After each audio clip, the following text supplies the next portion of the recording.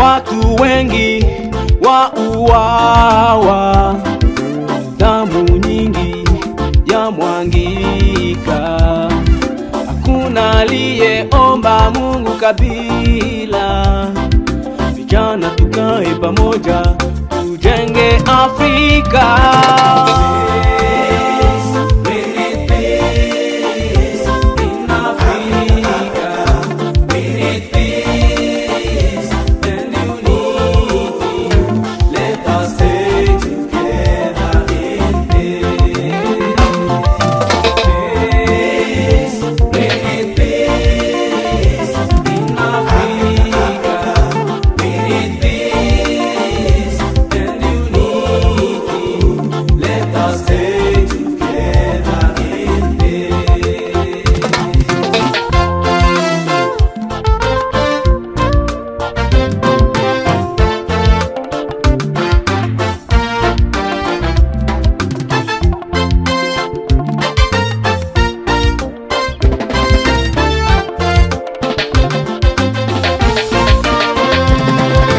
Jésus disait à ses disciples: je vous donne ma paix, je vous laisse ma paix.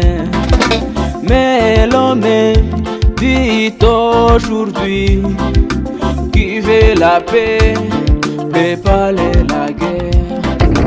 Pourquoi la guerre? Pour qui la guerre?